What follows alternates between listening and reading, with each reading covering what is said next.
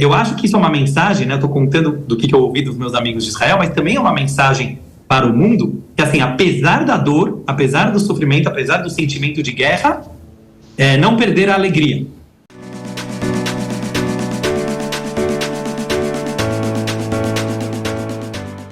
Eu vou falar com o Rabino Dudu Levinson agora, que chega ao vivo aqui. Rabino, seja muito bem-vindo, é um prazer recebê-lo. Você deve estar acompanhando também agora há pouco, né, a minha conversa aí. A gente falou bastante desse Shabat. Eu gostaria que você contasse, né, para as pessoas que nos acompanham, qual que é a importância desse dia para essa população, exatamente porque no sábado anterior, quando houve a invasão e aquele dia pavoroso, completamente violento, as pessoas também estavam cumprindo essa tradição religiosa que é tão importante. Então, você conseguiria contextualizar o que aconteceu exatamente para essa religião, para essas pessoas, num dia que é tão relevante para elas? Muito bem-vindo. Ótima pergunta, obrigado, boa tarde a todos. Realmente, o Shabat, existe uma frase de um dos grandes rabinos do judaísmo, o rabino Jonathan Sacks, da Inglaterra. Ele falava assim: mais do que os judeus guardaram o Shabat guardou o povo judeu. E eu vou explicar para vocês. Esse dia do sábado, ele não é apenas um dia sagrado pelo judaísmo, como a Bíblia conta, né, que Deus criou o mundo em 6 dias e no 7º ele descansou, mas virou um dia da família, virou um dia da reunião, virou um dia, obviamente, do descanso. Mas eu morei agora, né, falei em outras entrevistas aqui na Jovem Pan, que eu acabei de passar agora 6 meses morando justamente em Tel Aviv. Eu diria que é a cidade menos religiosa de Israel, né? Todo mundo sabe que Tel Aviv é a cidade mais moderna dentro de Israel. Sim. E você tem lá, né, a maior pluralidade de todas. Mesmo em Tel Aviv, onde eu morei agora os últimos 6 meses, eu notei que o dia do sábado, o dia do Shabat, ele é um dia completamente diferente de todos os outros dias da semana. Quer dizer, tanto famílias que são mais ortodoxas ou mais religiosas, quanto famílias que praticamente não são religiosas e não são ortodoxas, elas de alguma forma comemoram o Shabat. Porque é um dia que todo mundo janta juntos na sexta-noite, passa um dia juntos no sábado. Então, o fato da invasão, né, do Hamas na semana passada ter sido feita justamente no Shabat, e calhou na semana passada que era Shabat, junto com outro feriado judaico, né? Era uma festa mais alegre do judaísmo, que a gente dança com a Torá, né? É uma festa que homens, mulheres e crianças vão na sinagoga para dançar com o rolo da Torá, né? Que é feito de pergaminho e tinta, que é uma tradição milenar. E nesse dia, às 6 horas da manhã, praticamente, lá em Israel, eles invadiram e fizeram esse ataque. Então, o Shabat, ele é, por essência, já há 3.000 anos, o dia que o judeu ele fica mais conectado, tanto com a família quanto com Deus.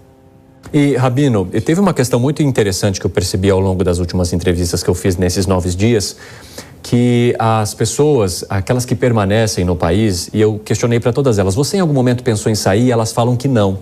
E elas trazem a religião de uma maneira muito intensa quando dizem esse não, de que não pretendem sair de Israel, que não querem deixar Israel, que quem está saindo de Israel são os turistas ou outras pessoas que não vivam ali.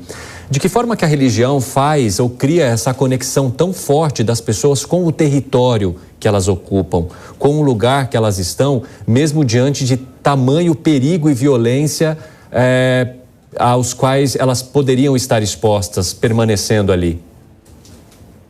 Excelente pergunta também. Existe uma frase da Torá, da Bíblia, né, do Velho Testamento, que fala assim, vou falar em hebraico e vou traduzir para o português, porque vai ajudar a você entender a tua pergunta. Einei Hashem Elokecha ba, mereshit hashana ve'ad acharit shana. Diz a Torá, os olhos do Criador estão sobre a terra de Israel, sobre a Terra Santa, do início até o final do ano, ou seja, sempre. Quando aconteceram as outras guerras de Israel, né, principalmente a guerra dos 6 dias, em 67, a guerra do Yom Kippur, há 50 anos atrás, em 73, o maior líder do povo de Israel, da nossa geração, não sei se você já ouviu falar, Rebbe de Lubavitch, ele morava em Nova York. Muitas pessoas foram se aconselhar se deveriam ou não sair de Israel. num momento de guerra, num momento de perigo.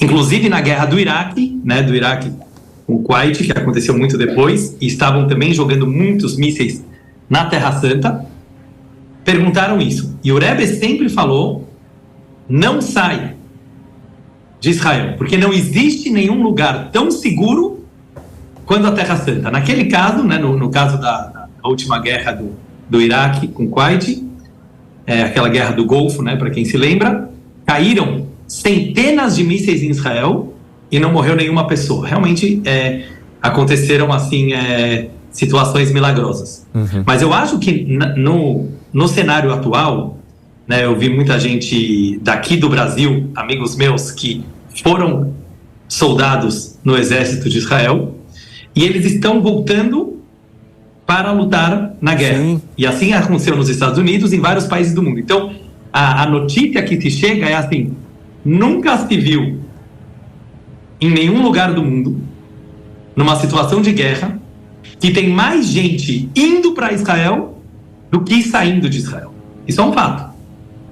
Tem mais judeus nesse momento. Eu não sou soldado, infelizmente, porque senão estaria lá agora lutando também. Eu não sou israelense, eu sou brasileiro. Eu morei 6 meses agora em Israel por outros motivos, né? Eu não fiz aliar, né? Eu não fui morar em Israel. Eu simplesmente passei 6 meses lá. E por acaso acabei voltando para as festas judaicas aqui pro Brasil antes de começar a guerra.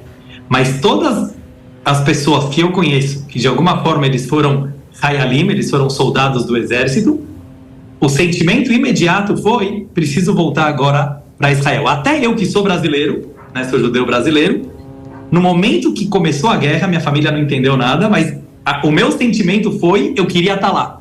É inexplicável isso, né? Porque é uma coisa assim, é uma coisa inexplicável. Eu não acho que é uma questão territorial, né? Como você não é uma questão simplesmente religiosa de você querer estar na Terra Santa.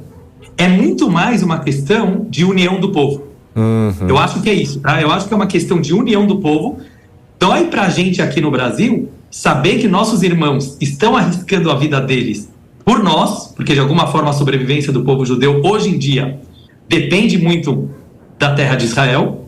Então dói pra gente imaginar que eles estão arriscando a vida por nós e a gente tá de boa, digamos assim, aqui no Brasil. Então existe, eu acho que esse sentimento de povo. Sim, isso é muito interessante. Rabino, eu vou te falar uma coisa, é muito, muito, muito difícil pra gente, e realmente o mundo nos colocou também, né, sem se fazer de vítima, mas o mundo nos colocou numa situação complicada, como eu até vi outros jornalistas falando, pelo fato da ONU não ter feito nada, né, é um fato, né, foram feitas algumas reuniões na ONU e a ONU não tomou nenhum partido, nenhuma posição.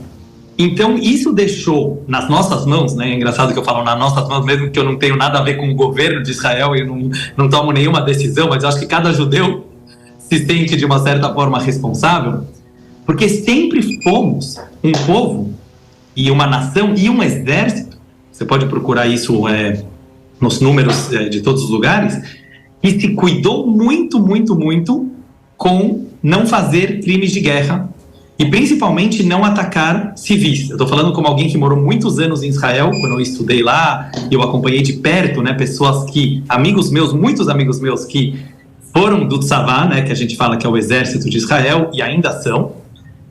É super complicado eles darem um tiro, né? Eu acho que é importante contar isso para vocês e para os ouvintes, porque assim, apesar da maior parte da mídia mundial passar uma imagem violenta do exército de Israel e do governo de Israel, as regras no exército de Israel, elas são rigorosíssimas. Por exemplo, se um soldado de Israel, numa situação normal, tá? Não estou falando numa situação de guerra, numa situação normal, ele dá um tiro e o exército julga que aquele tiro era desnecessário porque poderia ter dado um tiro na perna ou porque poderia ter prendido o terrorista, aquele soldado vai para a cadeia.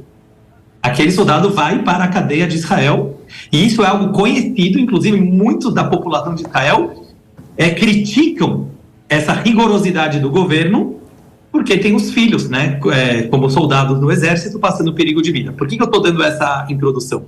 Porque a situação que a gente foi colocado agora, depois do ataque terrorista catastrófico da semana passada, que deixou todo mundo assim com o coração na mão e deixou toda a população de Israel com um sentimento inexplicável, né, de tristeza, de resgatar os sequestrados que estão ainda lá na faixa de Gaza. Então, voltando agora para o cenário atual, o exército está entrando, né, de forma terrestre na faixa de Gaza. Não tem a mínima dúvida que tem muitos civis inocentes que, infelizmente, vão pagar por coisas que eles não fizeram. Mas aí a gente vai ter que entrar na parte política, né, Valela, né?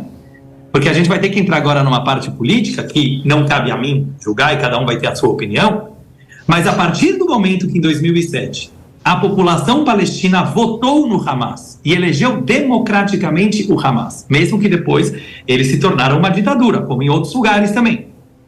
Infelizmente, eles estão pagando o preço pelo grupo terrorista deles. Eu acho que é importante o mundo saber disso, é importante o mundo escutar, e é importante o judeu e o soldado do exército de Israel, que está agora, nesse momento, lutando para defender, não a nossa terra, isso que muita gente não entende, a terra de Israel é fichinha. Estamos defendendo a sobrevivência do povo judeu, desse grupo terrorista Hamas, que quer varrer Israel do mapa, Irã, que banca eles, Catar e outros antissemitas ao redor do mundo, e não aguentam o judeu. E nós sabemos disso e eu acho que é importante ser falado. Então, nesse momento, precisa de coragem. Infelizmente, não vai dar para o exército de Israel ser bonzinho nesse momento. Infelizmente, vão morrer civis, como estão morrendo dos dois lados.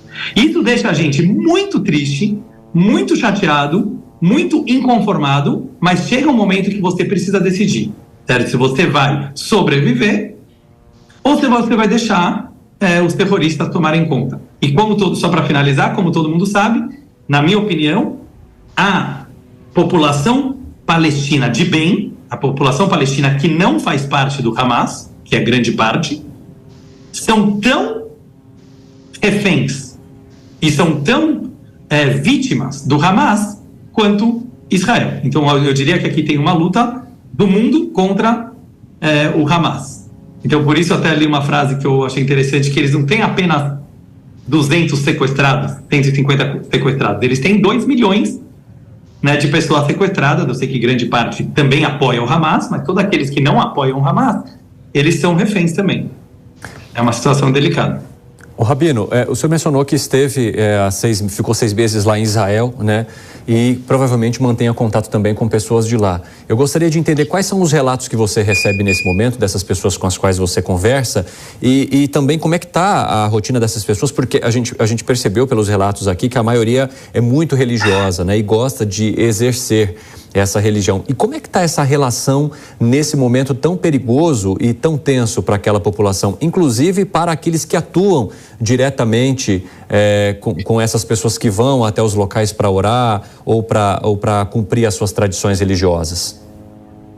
Eu vejo que vocês receberam aqui, né, vários israelenses ou brasileiros que moram em Israel, que contaram seus relatos, né, muitos. Eu vou contar assim, dos que eu conversei, né, eu tenho amigos em Israel, tanto religiosos como não religiosos, e é engraçado, é interessante que você falou que parece que a maioria são religiosos, porque a maioria não são. Olha que interessante, a maioria dos israelenses, e com certeza dos brasileiros que moram em Israel, não são religiosos, mas eu acho que nesse momento de guerra, de apreensão, parece que todo mundo se uniu e ficou mais religioso, né? Eu acho que tem uma talvez tendência... a maioria daqueles que ouvimos, né? Dentro do talvez, grupo, dentro do grupo que a gente ouviu. Ouviram. Ou às vezes também eu vejo muitos amigos meus que praticamente não eram nada religiosos, mas nesse momento acabam se apegando na religião, tanto pela fé em Deus, né, e pela necessidade de uma certa segurança nesse momento, mas também pelo sentimento de união do povo, como eu vinha falando antes. E eu vou te falar algo que eu estou ouvindo de todo mundo e que a gente pode ver nas cenas também que aparecem, né, na televisão, no rádio, que existe uma coisa que Israel sempre soube, né, e agora eu acho que é importante o mundo saber também.